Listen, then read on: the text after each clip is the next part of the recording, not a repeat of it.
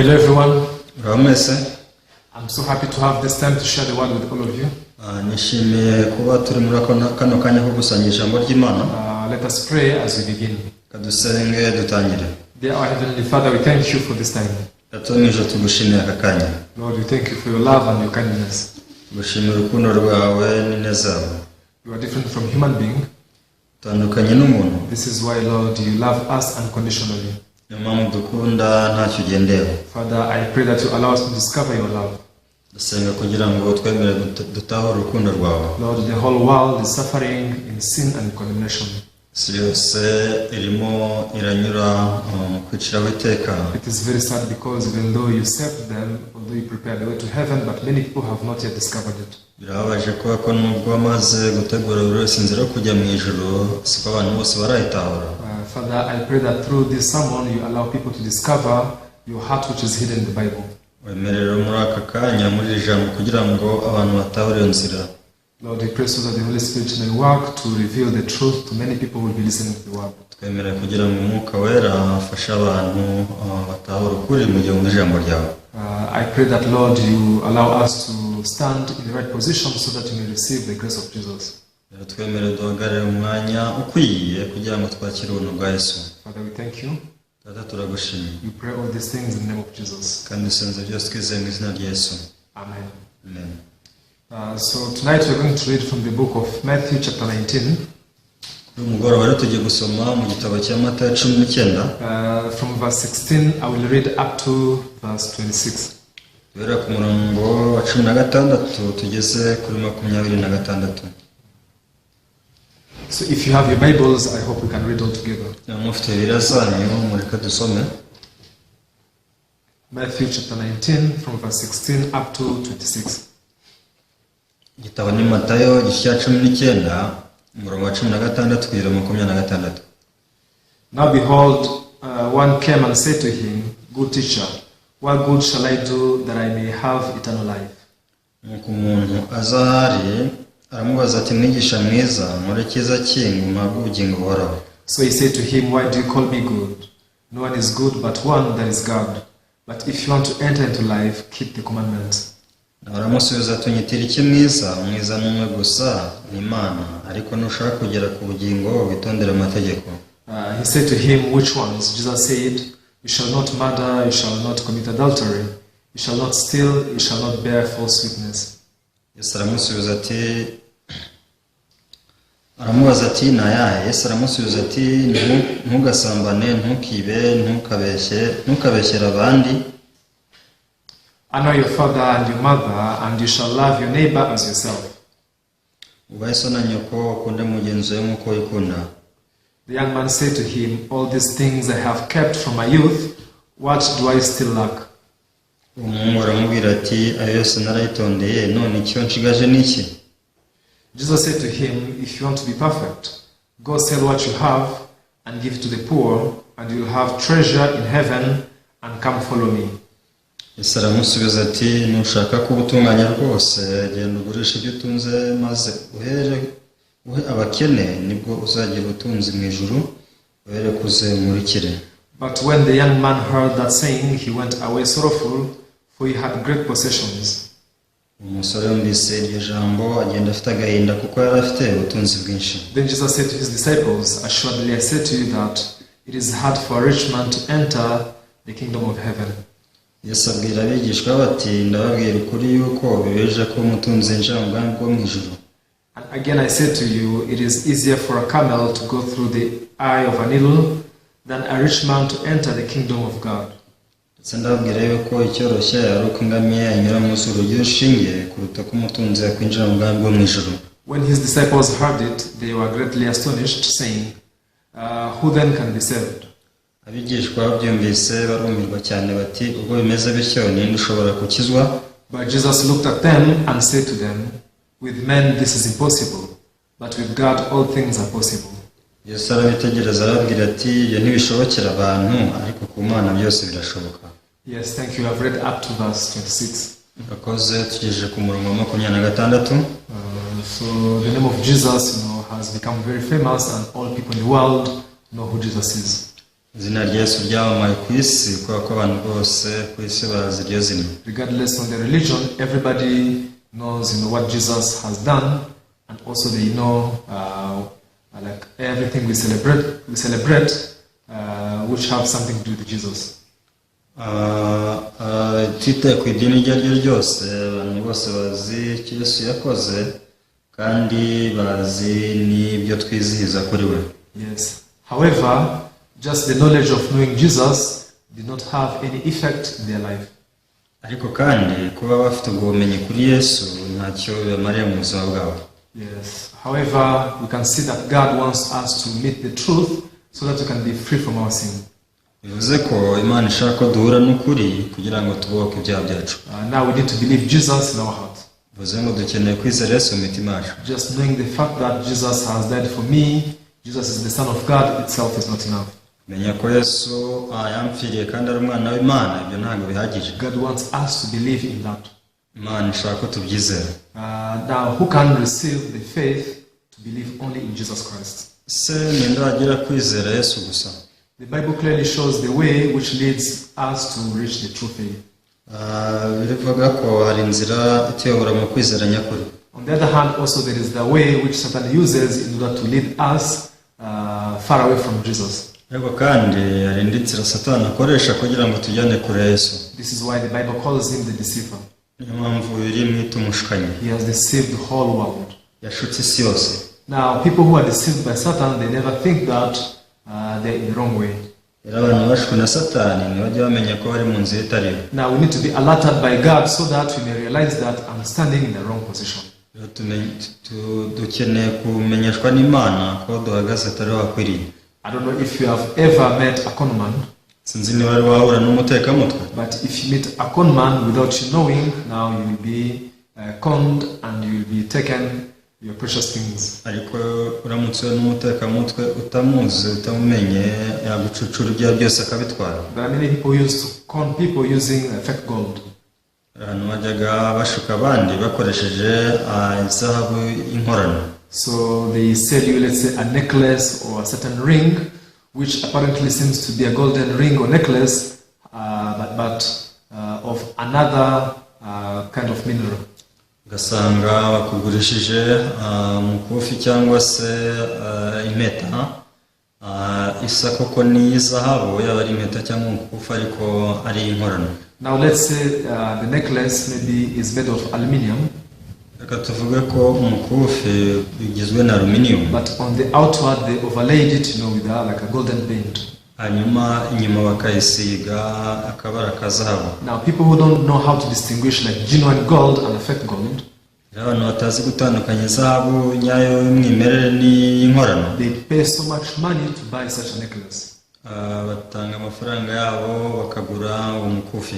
And sometimes they really pay it, without hesitating, expecting to sell it back and gain, so much profit. Bakagura bibwira bati badashidikanya bati ndawuguse nanjye nzongera ngurishe menshi. Now, after paying your money, when you go to the market to sell the golden necklace, ugasanga nyuma kumaze kwishyura nawe ugiye ku isoko kugurisha.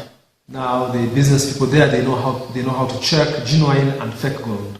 Ariko kandi usanga ababicuruza bazi gutandukanya ikintu cy'ikorana n'umwimerere. Just by scratching on the outer part of the necklace, kuba gusa inyuma ku mukufi, when it is not a genuine gold, yatari izahabu y'umwimerere. now the golden paint now is removed and now you can see the aluminium surface instead of the necklace. Ibara karangi kiza gasa neza bashyizeho icyo gihe kazavaho, hanyuma nibajya kubona babone imbere ni icyuma gikoze muri aluminium. So that's when this person realized that I have been deceived. Icyo gihe abantu bazamenya bati nashutswe. Oh, I was stolen my money. Yibwa amafaranga. Oh, I was conned by a conman. Bose nashutswe n'umutekamutwe. And it is too late. Ariko kandi igihe kiba cyagiye. Now we can see how much important it is to be able to distinguish the original gold from the fake gold. Rero dushobora kubona ko ari ingenzi kumenya gutandukanya izahabu y'umwimerere n'inkorano. I heard the story of many people who are crying, who have stolen their money after buying the fake gold thinking it's a true gold. numvise abantu benshi batatse bamaze kwibwa amafaranga yabo babeshywa ngo bahawe zahabu y'umwimerere kandi ari inkorano. If you don't know how to distinguish the original gold and a fake one, rero utamenya gutandukanya izahabu y'umwimerere n'inkorano, you can only be deceived and buy a fake one thinking it's an original one. washukwa rwose ukagura igikwangari wibwira ngo uguze umwimerere. Then the rest of your life you will just remain complaining and regretting. rero ubuzima bwawe bwose uzabaho winuba kandi wicuza. Now the same thing also happens when you believe in God. rero ibintu nk'ibyo bibaho mu gihe twizera Imana. People, they believe the fake Jesus. usanga abantu bizera Yesu wa ntawe. Jesus who was made by Satan. Yesu wakozwe na Satani. Now you may wonder, what am I talking about? ushobora kwibaza ese niba icyo uvuga. There is the true Jesus mentioned by the Bible. ariko ntabwira ko ari Yesu ukuri uvugwa muri Bibiliya. And there is also a fake Jesus which Satan has made and planted in the minds of people. hari na Yesu wakozwe na Satani hanyuma akamushyira mu myumvire y'abantu. Now ever since I became conscious, I found myself going to the church. rero amenye ubwenge nisanze njya mu rusengero. You say that in our family we are Christians. rero iwacu mu muryango bari abakristo. There is no doubt that now we have this Christian background. rwose nta gushidikanya ko twakuze turi abakristo. However, I'm sorry to say so, I had also believed in the fake Jesus. ariko munyanganire nanjye nabayeho nizera Yesu w'umucyuka gusa. Why am I saying he was a fake Jesus? ese ni ukubera iki mvuga ko ari Yesu wa ntawe? Because it's Jesus who could not save me from my sin. nuko Yesu muri ngo atashoboraga kunkiza ibyaha byanjye. Before I met him, I was a sinner. ko mpura nawe nari umunyabyaha. Even after meeting him, still I was a sinner. ariko kandi nyuma ko mpuye nawe nari umunyabyaha. Before I accepted his works in my heart, mbere ko nakira imirimo yo mu mutima wanjye. I used to be sinful and lived with condemnation. nari umunyabyaha abana no kwicira urubanza. Even after accepting Jesus in my life, maze kwemera Yesu mu buzima bwanjye, still I remained a sinner also with the same condemnation. n'abandi nakomeje ndi umunyabyaha niciraho iteka. Now such a faith is not found in the Bible. rero kwizera nk'uko ntakwabona muri Bibiliya. However, this is the faith that Satan has planted in the hearts of so many believers today. ahubwo ni ukwizera Satani agenda biva mu bantu uyu munsi. So when we don't have the ability to distinguish the real Jesus and the fake Jesus, rero tutabashije gutandukanya Yesu nyawe na Yesu wa ntawe. people are deceived to follow the fake one and they end up perishing. abantu bazakurikira Yesu wa ntawe kandi amaherezo bazarimbuka. In the book of Matthew chapter 7, dusomye mu gitabo cya Matayo ibice 7. there are many people who gave the testimonies of the works of Jesus. hari abantu benshi batanze ubuhamya bw'imirimo ya Yesu. Or we prophesied in his name. ati twana mu izina ryawe. No, we cast out demons in your name. twirukanye abadayimoni mu izina ryawe. We did many wonders in your name. bakoze ibitangaza byinshi mu izina ryawe. While doing all that, mu gihe bakoraga ibyo, they were with full assurance that now we are good believers, we are good Christians. bose bafite icyizere bavuga bati turi abantu beza, turi abakristo banyabo. However, there the Bible says that, depart from me, I never knew you. aho ngaho nyamara Yesu yavugiye ati mwumve imbere sinigeze kubamenya. Jesus, he denied them and he said, you are not mine. Yesu rwose yarabibanza arabwira ati ntimuri abanjye. Although they thought they are servants of Jesus. ngo batekerezaga ngo twebwe turi abagaragu ba Yesu. Even in Matthew chapter 25, Matayo 25 we find the story of 5 wise virgins and 5 foolish virgins. abatubwira inkuru y'abakobwa 5 bapfapfa na 5 banyabwenge. All of them were waiting for the bridegroom. bose bari bategereje umukwe kwaza. However, not all of them were accepted in. ariko nyamara si bose bemerewe kwinjira. The 5, foolish virgins also who are waiting for Jesus. n'abakobwa 5 bapfapfa bari bategereje Yesu. Because they believed in him. kuba baramwizeye. And they wanted to enter with him in the wedding. kandi bashaka kwinjirana nawe mu bukwe. However, finally they were left outside. ariko no ahandi bari kibanza. Now, the reason why God wrote all these stories in the Bible, impamvu Imana yanditse inkuru nk'izi muri Bibiliya, God wanted to teach us that it is very important to have that discernment in our heart. kwari kugira ngo Imana itwigishe ko ari ingenzi kugira gutandukana nko mu mitima yacu. Otherwise, you can be cheated thinking that you have believed the truth. bitabaye ibyo twashukwa twibwira ngo twizeye kuri. So now, because of that, we need to compare our hearts, our faith, with the Word of God, with the Bible. rero kubw'ibyo dukwiye kugereranya ibitekerezo byacu imitima yacu n'ijambo ry'Imana. When we compare ourselves with the Word of God, we realize that we are very different from the Word of God. rero utawe neza uri mu ijambo ry'Imana tumenya ngo ni umuntu utandukanye n'ijambo ry'Imana. I believe all of you know Apostle Paul used to be Saul. Niringiye ko mwese muzi intumwa Pawulo wahoze ari Sawuli. This man who was filled with his own pride. Yari yuzuye ishema. I'm a good believer. Ni umwizera mwiza. Even I'm a Pharisee. Ni umufarisayo. I'm a good, law keeper. Rwose nuweza amategeko neza. Now he was very proud of his faith. Rwose yari yifitiye ishema ku kwizera kwe. Before he met the true, genuine faith of the Bible. Mbere yuko ahura no kwizera nyako k'umwimerere wa Bibiliya. Now, understanding and knowing who is Satan and how Satan works is very important in our faith life. Rero kugira ubumenyi kuri Satani tukamenya nuko akora ni ingenzi cyane mu buzima bwacu. Many people think Satan is just a monster who come to you like scare you with a scary face, and torment you. Abantu benshi bibwira ngo Satani yaje aza ari umuntu ukanganye akankama ndetse adukanga. People they think Satan has horns, he spits fire, and he does very cruel like things.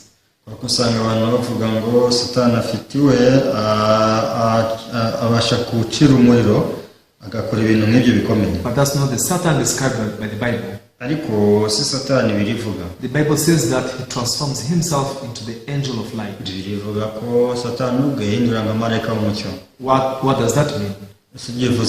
Now the scheme of Satan is something that looks holy, like looks spiritual. Ni ukuvuga ngo amayeri ya Satani asa naho rwose yera ari amatagatifu. Satan does not appear in front of us as a monster.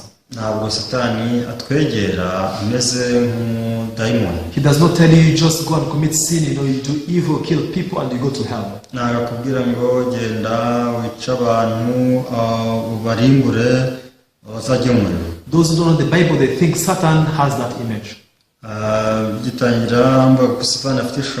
Those who don't know the Bible, they think Satan has that kind of image. However, the Bible describes him, as the angel of light. He speaks something that is similar to the Word of God. Now he speaks something that seems to be the truth. So that people don't have the discernment in their heart. Now when they receive the wrong, when they receive something which is false, they consider it to be the truth.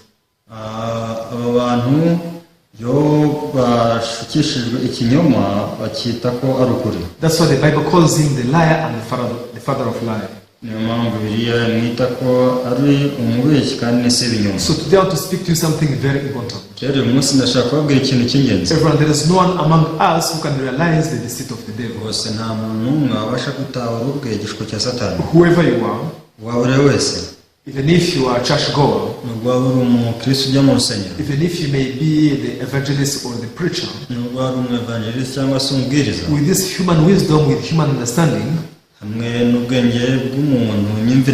is no one who can discover the deceits, of Satan. Even well-educated people, those who are considered to be very smart, they can never discover the deceit of the devil. Because he's more wiser than any human being. This is why now God has sent us his word. Now with the word of God we should examine our thoughts and every single thing that we imagine. Don't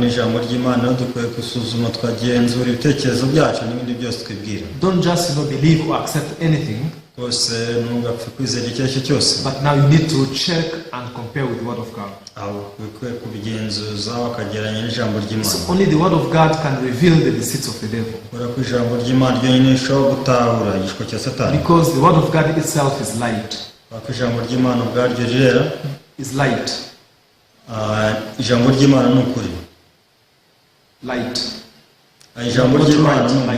Yes. Now, when the light shines in the darkness, uyu mucyo umurutse mu mwijima, that is when you can find something danger in front of you. nicyo gihe ubasha kubona inkomyi imbere yawe. Yes, however, without the light, if you just stay in the darkness, rero nta mucyo uhari ukaguma mu mwijima, you can't help but to fall into the pit. rwose nta kindi waba cyose usibye kugwa mu rwobo. In other words, we say that the word of God, shine and reveal, the traps and the deceits, the snares of the devil. bivuze ngo ijambo ry'Imana riramurika rigatuma dutahura imitego y'umwanzi Satani. Just like I told you in the beginning, even me, I was deceived thinking that I'm a good believer. uko nabwiye nanjye nishwaga mbere nibwira ko ndi umwizera mwiza. Outwardly, when you look at me, it seemed like I'm really a good Christian. kandi kuko wari kundeba inyuma ukagira ngo ndi umukristo mwiza.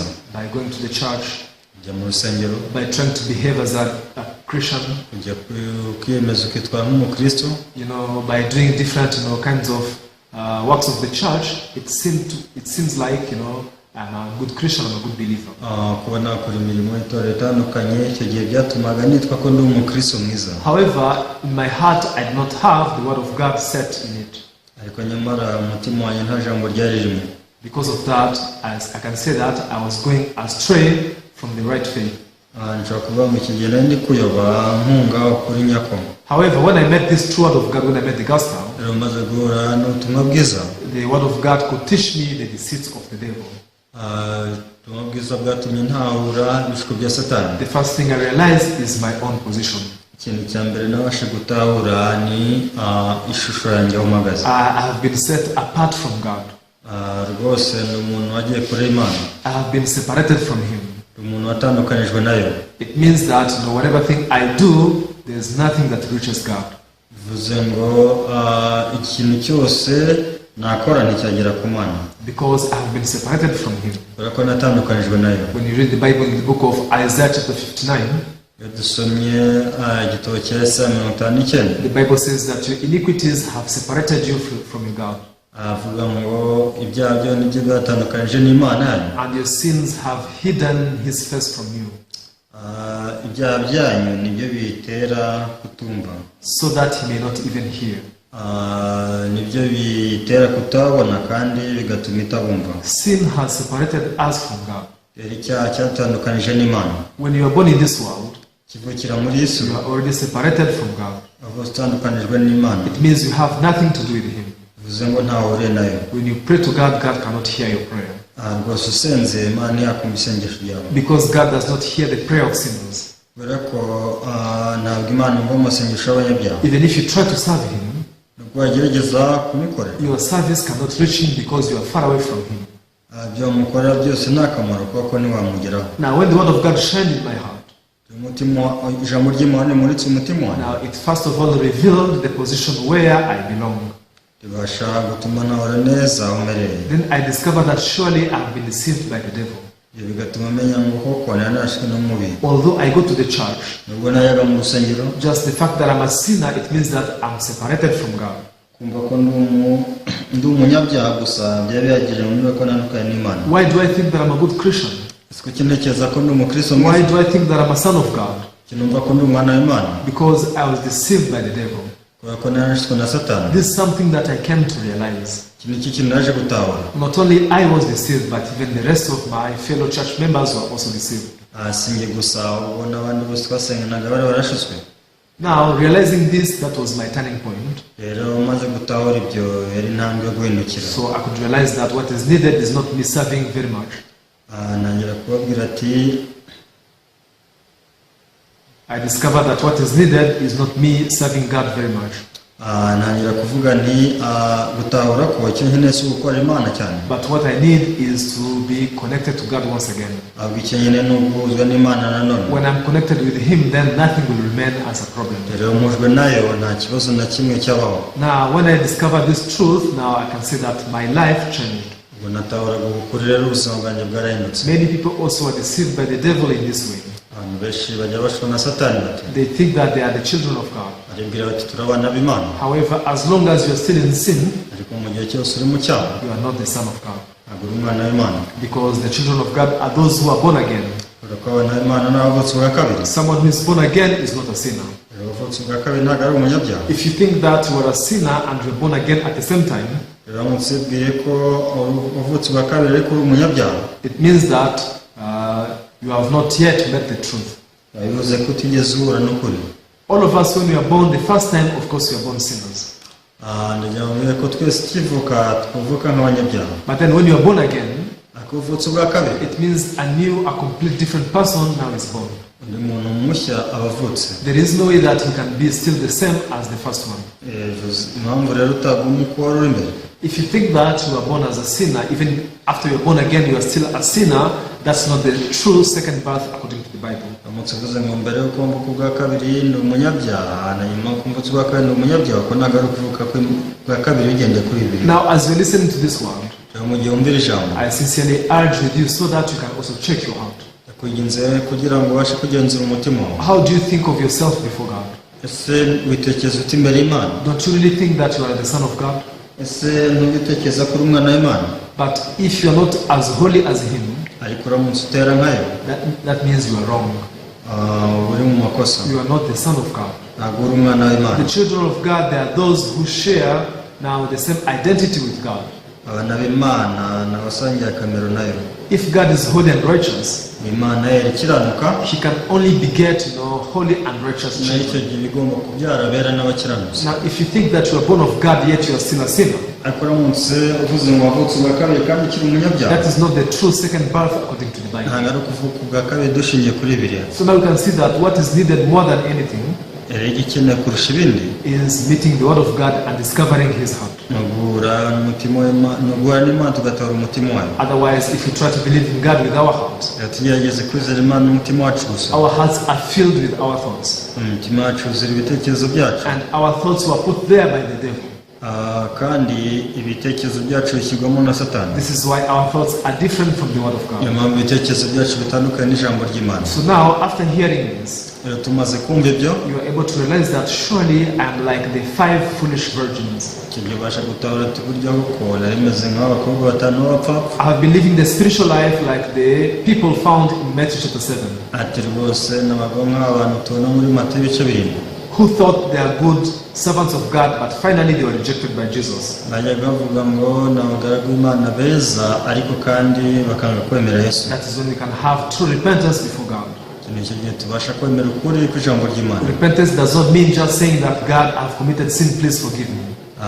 imbabazi ntivuze ngo wakoze icyaha none uravuga ngo Mana mbabarira wabarira. However, true repentance is realizing that I have been set apart from God. True repentance is realizing that I have been set apart from God. kwihana kuko ni ukumenya ngo ndi umuntu watandukanijwe n'Imana. Surely my heart is filled with the deceits of the devil. umutima wanjye wuzuye ibishuko bya Satani. I should not believe the thoughts that are in my heart. ntabwo nkwiye kwizera ibitekerezo biri mu mutima wanjye. I should not believe the voices that come from within me. ntabwo nkwiye kwizera amajwi anturukamo. That is the true repentance that God wants us to do. uko niko kwihana Imana ishaka ko dukora. But those who don't realize themselves, ariko bataritahura, this is how they are cheated. uko niko bashukwa. So today we read here the story of Matthew chapter 19 concerning the young rich ruler. twasomye inkuru muri Matayo 19 ivuga ku musore w'umutunzi. The young rich ruler was very confident of himself. umusore yari yizeye cyane. He thought that I'm a good believer, I'm a good Christian. yibwiraga ko ari umwizera mwiza, ari umukristo mwiza. That's why he went before Jesus, being very proud of himself. yagiye imbere ya Yesu yitakumwa. And now he asked this question and said, ikibazo ati, verse 16 you can read. Murongo 15. Now behold, one came and said to him, Good teacher, what good thing shall I do that I may have eternal life? nuko umunazara aramubaza ati, mwigisha mwiza, nkore ikize cy'ingo mpabwe ubugingo buhoraho. Let me ask you a question. Kamubaze ikibazo kimwe. Let's say, for example, you're going to the concert. ibazo yenda ugiye mu gitaramo. Then you ask, how much money should I pay in order to enter in this concert? ukabaza uti se nangahe nishyura ngo ninjire mu gitaramo. What does it mean? se bivuze iki? It means you are willing to enter into the concert and you have the money to pay for that. bivuze ngo urashaka kujya mu gitaramo kandi urashaka kwishyura amafaranga ukakireba. Tell me, how much should I pay? mbwira se ndishyura ngahe? You cannot ask like this if you don't have money. ntabwo ushobora kubaza ibi nta mafaranga ufite. Only when you have money, that's when you can ask, how much should I pay? igihe nta mafaranga ufite igihe ufite amafaranga gusa niyo gihe ushobora kubaza ati ndishyura angahe. Now the young rich ruler asked Jesus and said, rero umusore abajije Yesu ati what good shall I do in order to inherit everlasting life? ese ni icyiza kinakora kugira ngo nabwo ubugingo buhoraho. What does that mean? Kivuze iki? Now in his heart he believed that he has the ability to do good before God. umutima we yumvaga ko afite ubushobozi bwo gukora neza imbere y'Imana. And many people also think like this young rich ruler. kandi abantu benshi niko batekereza nk'umusore w'umutungo. Oh, if I do good things, God will be happy with me and I'll go to heaven. ati nkose ibintu byinshi byiza Imana izanyemera mu ijuru. Because of that they ask, what good shall I do to inherit everlasting life? niyo mpamvu usanga babaje ati ni icyiza kinakora ngo mbone ubugingo buhoraho. But what does the Bible say? ese birivuga iki? I want us to read one scripture. reka dusome umurongo umwe. Then let us compare it to the heart of this young rich ruler. reka tugeranye umutima w'umusore w'umutunzi. We will read the book of Romans chapter 3. reka turebe abaroma ibice bitatu. Yes. Romans chapter 3 verse 11 and 12. abaroma ibice bitatu umurongo wa 10 n'umwe n'uwa 12. There is none who understands. There is none who seeks after God. They have all turned aside. They have together become unprofitable. There is none who does good, no, not one. biravuga ngo ntawe umenya ntawe ushaka Imana, bose barebye bose banditse ibigwari ntawe ukora ibyiza n'umwe. Now the Bible says that there is none who does good, no, not one. biravuze ngo ntawe ukora ibyiza n'umwe. This is the judgment of God. uru ni urubanza Imana ica. God is saying that all human beings, biravuga ngo abantu bose there is none who does good, no, not one. ntawe ukora ibyiza n'umwe. But what is the faith and what is the thoughts of this young rich ruler? none se ni uko kwizera nibe ibitekerezo by'uno musore w'umutunzi. Good teacher, tell me what good shall I do to inherit everlasting life? ati mwigisha mwiza rwose mbwira icyiza kinakora ngo mbone ubugingo buhoraho. He thought he was able to do good. atekereje ko yashobora kubikora. What is the Bible saying? ase birivuga iki? There is none who does good, no, not one. ntawe ukora ibyiza n'umwe. Now, in this way, people are deceived by the devil without them knowing. muri ubu buryo rero abantu basukwa na Satani batanabizi. And now, because of having no word of God, they cannot meet the true salvation, they cannot meet the true way to heaven. rero bitewe no kutamenya ukuri kw'ijambo ry'Imana bituma bapfa batagiye mu ijuru, bigatuma batamenya uby'ubwami bw'Imana. Now, the person who is blessed in front of God rero umunyamugisha mu maso y'Imana is the person who comes to this realization. umuntu utahura ibi ngibi. Or the Bible is saying that there is nobody who can do good in this world. biravuze ngo nta muntu umwe ukora icyiza muri iyi si. That means I cannot do anything good acceptable by God. bivuze ngo njyewe nta cyiza nakora usibye Imana yonyine. This person is a blessed person. uyu ni umunyamugisha. Now, because Jesus wanted to bless even this young rich ruler, akora ko Yesu ashaka guha umugisha n'umusore w'umutunzi. so Jesus wanted to guide him so that he can stand in the position to realize that I have no good in me.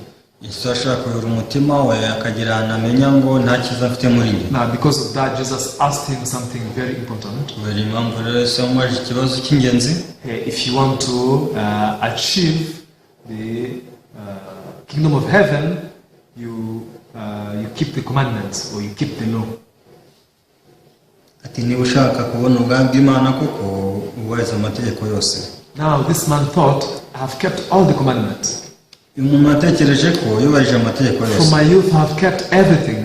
ati rwose rero mu buto bwanjye narayitondeye. This is why I'm asking you, what good am I left to do so that I can go to heaven? ati niyo mpamvu ndi kukubaza icyo naba nshigaje cyiza nkwiriye gukora ngo ngende mu ijuru. Then Jesus told him, you go and sell everything you have and give them to the poor. Yesu arambwira ati genda ugure ibyo utunze byose ufashishe abakene. Because this man was rich, kuko uyu muntu ari umukire now he couldn't do that.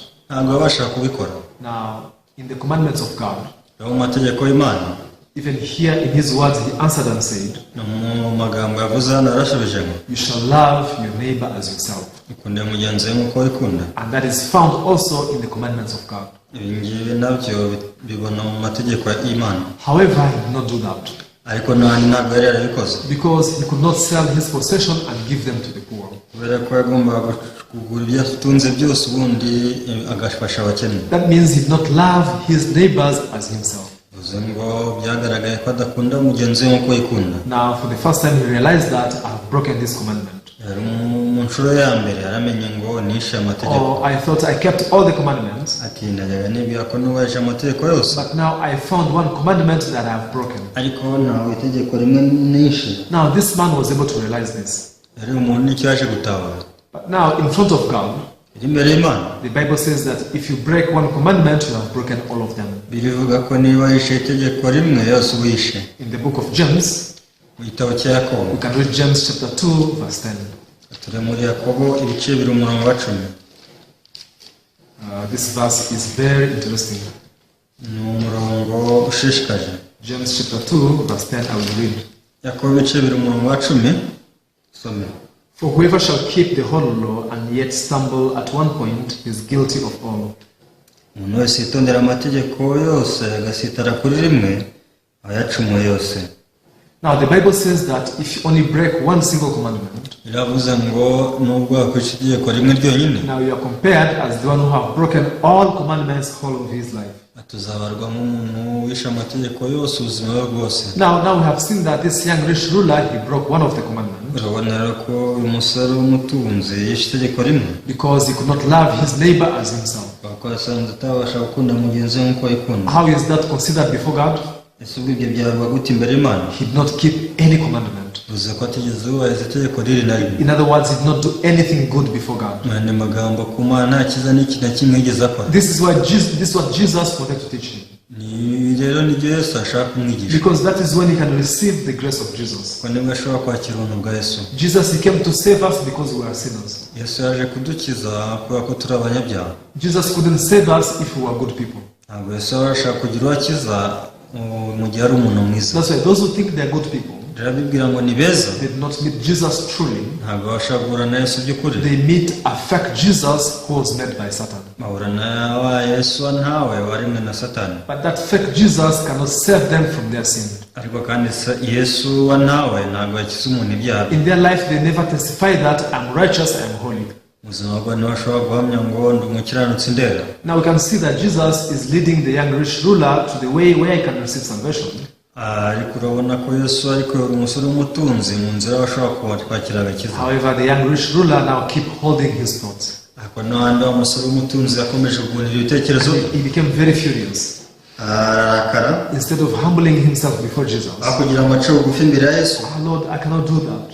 Ati mwami sinabikora. I'm a person who loves money so much. Umuntu ukunda amafaranga. I cannot sell my possession and share with others. Ntabwo nshobora kugura ibyo ntunze ngo ufashe abandi. Through this way, I can't go to heaven. Kubera rero ibi ngibi sinabwo ndajya mu ijuru. Please, I need your grace. Bose nkeneye ubuntu bwawe. Oh, you are the Savior. Uri umukiza.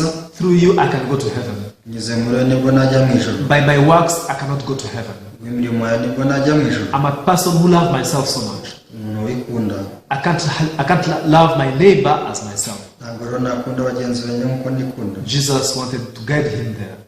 Yesu angana ashaka kumuyobora. Anyone who is guided to realize their true image.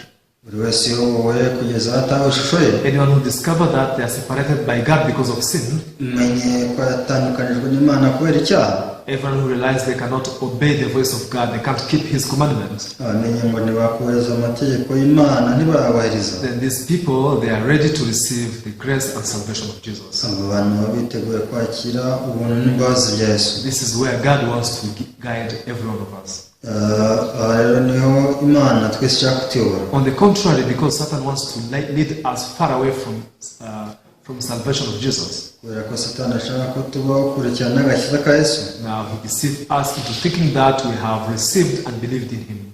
Akomeza kudushaka tubwira ngo byarangiye twarakakiriye. However, we end up realizing that we have been led astray by the deceits of the devil. Ariko nyamara ugasanga bitahuye ko twajyanywe kure n'Imana n'igishiko cya Satani. Now the blessing that people can receive, umugisha abantu babasha kwakira, it is to discover that I cannot do anything good before God. Gutabara ngo nta cyiza nakora na kimwe imbere y'Imana. This is when they can be led not to rely on themselves. Icyo gihe bashobora kuyoborwa rero kutizera. And now they can only rely on Jesus 100%. Kugira ngo biringire Yesu gusa 100%. However, this young rich ruler, he could not break his heart. Umusore w'umutunzi nawe ashaka kumena umutima we. He wanted to keep insisting on his dignity. yakomeje gushimangira ishema rye. I have kept all that commandment from my youth. ati sinarayitondeye nkere ndi umwana. What else am I lacking? si ubwo harabura iki? Tell me, what good shall I do to go to heaven? mbwira ni ikize kinakora ngo njye mu ijuru. The Bible says that there is no other way to heaven except by Jesus. ariko biramaze kuvuga ko nta gushobora kujya mu ijuru kundi usibye binyuze kuri Yesu. However, this young rich ruler was trying to find the way out of himself. rero umusore w'umutunzi yari ari kugerageza gushakisha inzira muri we. Now, in the Bible, I was able to find my image, rero muri Bibiliya nabasha gutora umushushanya. and I realized that this young rich ruler is exactly depicting me myself. menya ko umusore w'umutunzi asobanura umutima wanjye. Surely I had the faith that was similar to this young rich ruler. rwose mfite kwizera, namenye ko mfite kwizera nk'uko uyu musore w'umutunzi. I was very arrogant before God mwibone mu maso y'Imana without me knowing. ntanabizi. I wanted to expose and show God the good things that I have done. nashakaga kujya nereka Imana raporo ibyo nakoze. And now I wanted to be compensated with eternal life, from the good things that I have done. numva ko ubugingo bw'Uhoraho nzaguheshwa n'ibyiza nakoze. Which means my faith had nothing to do with Jesus. byarivuze ko kwizera kwanjye ntabwo guhuriye na Yesu. On my lips I could say that I'm a Christian. ku muntu ashobora kuba ati ndi umukristo. On my lips I could say that I believe in Jesus. urundi ruhande nkavuga nti nizera Yesu. But deep in my heart I relied on what I did. ugasanga mu mutima wanjye mo imbere niringiye ibyo nakoze. Until now so many people are still standing in this way. kubera ko usanga abantu benshi ari ahantu bari. This is why I'm even shouting to you, so that you can discover that you have gone astray. nicyo gihe niyo mpamvu dukwiye kugenzura tukamenya ko tutayobye. This is why I'm telling you, or I'm explaining you, so that you may realize that you have gone astray. niyo mpamvu ndi kubabwira kugira ngo umenye ko utayobye. Unless you realize that you have gone astray, igihe cyose utamenye ko wayobye, there is no way that you can be led into the truth. nta kuntu wayoboka ukuri. Please do not just keep holding your own dignity. rwose ntukagundire ishema ryawe. You are not better than Apostle Paul. rwose ntabwo uri umuntu mwiza kurusha intumwa Pawulo. One day Apostle Paul, he broke his heart and he forsook his own ways. umunsi umwe intumwa Pawulo yashyize ukuri kwe hasi. Then he realized that I have been persecuting the Christians who had the truth. amenya ngo naherekera n'uteza abakristo bavuga ukuri. I have been thinking that I'm a good believer. ati naherekera kose nibwira ko ndi umwizera mwiza. But surely I was a servant of the devil. ariko burya nari umugaragu wa Sekibi. While he was serving the devil, igihe nari gukorera Sekibi, he thought he was serving God. yaribwiraga ati ndakorera Imana. However, loving folks, rero bakundwa, the Bible reveals, this truth to us. Bibiliya idutangariza ukuri. Unless you go with the works of Jesus, usibye gusa ugendanye n'imirimo ya Yesu Kristo, there is no good work that you can produce that can be accepted by God. nta mirimo wakora rwose yakwemerwa n'Imana. Because the Bible says that all our righteousness is like filthy rags. Imana amaze kuvuga ko gukiranuka kwacu kumeze nk'ubushwambagara bwambaye ibizinga. Because of that, God can only accept the things from Jesus Christ. Iyo mpamvu rero Imana yakira ibyiza biturutse kuri Yesu gusa. I hope that through this word you can discover where you are standing today. Niringiye ko mwize n'ijambo wamenya ahantu uhagaze. So that you can be led to believe only the works of Jesus kugira Christ. ngo ubashe kuyoborwa kwakira imirimo ya Yesu Kristo. Now, when your heart is connected to Jesus, umutima wayoborwa na Yesu, you have nothing to worry about. ntacyo gutinya kiba kigihari. Because Jesus is more than able to do the things that can please God. kubera ko Yesu wenyine ni ushobora gukora ibyashimisha Imana. Jesus has all qualifications to be accepted by his Father. Yesu afite ibisabwa byose byatuma yemerwa na Se.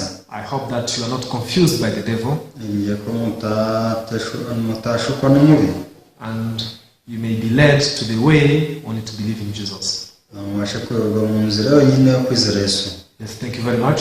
murakoze. Today I will share to here. kansoreza hano umunsi. Let us pray and we shall conclude. dusenge dusoze. Dear our Heavenly Father, we thank you for this time. data wo mu ijuru tugushimira akanya. Lord, this gospel is powerful. ubutumwa bwiza n'imbaraga. Many times, Lord, we lived being bound by our thoughts, being bound by the deceits of the devil. twabaye igihe kinini tuboshywe n'ibitekerezo byacu tuboshywe na sekibi. And Lord, we could only hold our pride and our dignity like this young rich ruler. akomezaga kugundira ibitekerezo byacu n'ishema ryacu n'umusoro w'umutunzi. And Lord, we thought that we are able to do something acceptable by God. twatekerezaga ko hari icyo twakora cyakomerwa n'Imana. But the Bible says that if we break just one commandment, we have broken all things. ariko nyuma biravuga ngo uwishe itegeko rimwe asa n'uwahishe yose. Father, please help all people who are following tonight rero fasha abantu bose bakurikiye umugoroba to move from the domain of Satan and come back to you. babashe kuva mu cyanya cya Satani babashe kwegera. And they can forsake everything of theirs and only accept the things of Jesus. basige ibyabo byose basigire ibya Yesu Kristo. Lord, we believe that you will pour your blessings in our life. ngiye kuzahundagaza umugisha mu buzima bwacu. Allow this gospel to be spread all over the world. remera ubutumwa bwiza busakare hirya no hino ku isi. Many people have the thirst of the truth. abantu benshi bafite inyota y'ukuri. We believe that by receiving the word from you, they shall overcome any kind of challenge and difficulty. iringiye ko kubwo kwakira ijambo riturutse kuri wowe bazabasha kurenga ingorane n'amagorwa yose. Father, we thank you. Data turagushimye. We pray all these things in the name of Jesus. kandi usenze byose twizeye mu izina rya Yesu. Amen. Amen. Yes, thank you very much. I hope to see you next time. murakoze nawe utaha.